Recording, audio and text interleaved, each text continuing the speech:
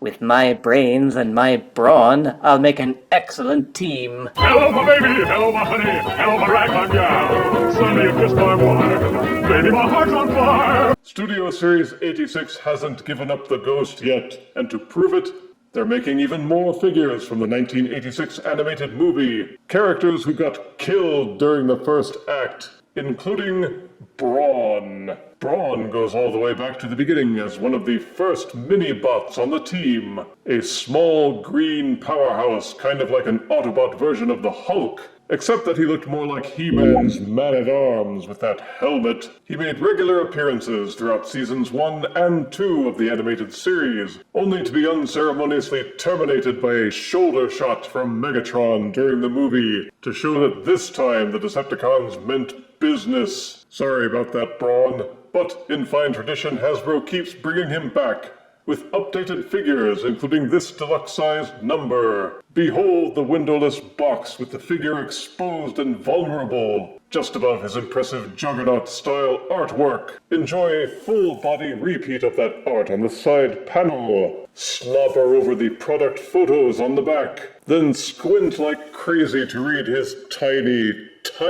bio, which says, in an effort to protect the crew, Brawn is the first to act when the Decepticons attack the Autobot shuttle. Well, if they substitute the word act with die, then that would be more accurate. Anywho, enjoy the sight of him yelling at you on the other side panel. Now let's get Brawn out of this box and see if we can fix that shoulder wound.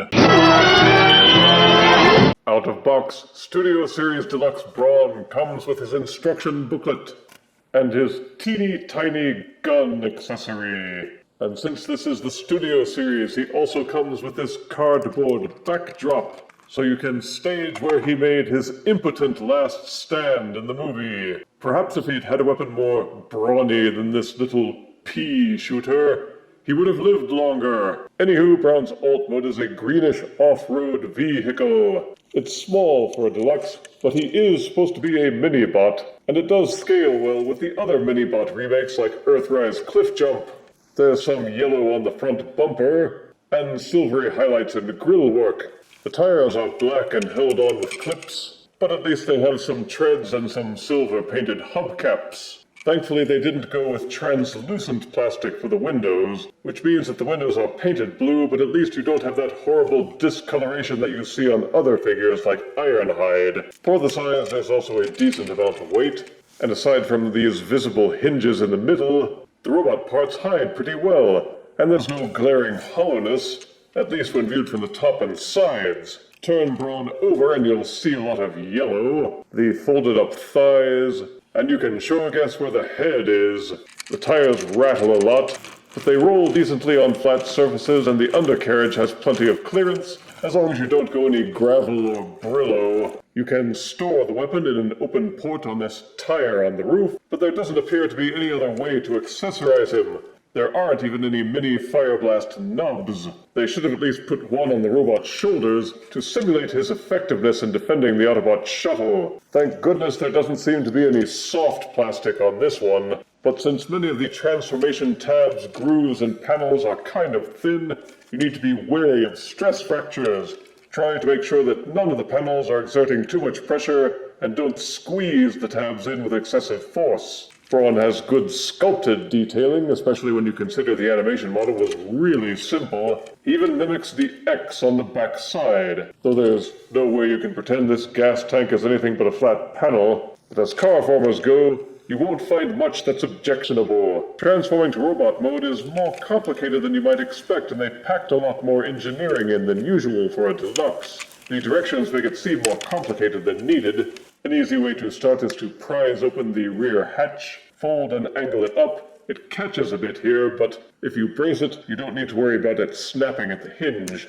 Then you can tilt and angle up the roof and use this accordion hinge to make sure that it swivels up all the way. Generation 1 Brawn had the legs folded up all the way against the robot's sides, and they carried that over in a clever way. Untab the front tires from the front of the car, then the entire side of the car unfolds and hinges outward. When transforming to alt mode, make sure that you tuck these portions inside this hollow cavity, and tab the wheel wells into the grill work. For transferring to robot mode, just fold them out, fold them backwards, then flipping him upside down, tilt the chestal area outward. This will give clearance for you to rotate the grill work. It flips 180 degrees, rotate the robot head 180 degrees as well, then clamp the chest piece back in place. The robot arms were hidden inside the vehicle. They tab together, but you can pull them apart to separate them. Once they're separated, this portion of the car window folds outward and fills in this gap here at the side. When transforming to Alt mode, you have to have this portion folded up so that the arms will have enough clearance to tuck inside the vehicle. You will note that this has his arms kind of low and gorilla-ish, but there is a swivel here. Rotate it upwards.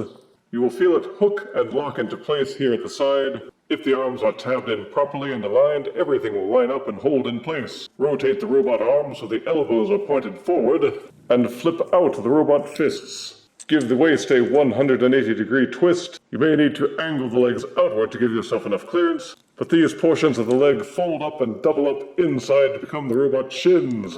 There is a tab and groove here that clamp together.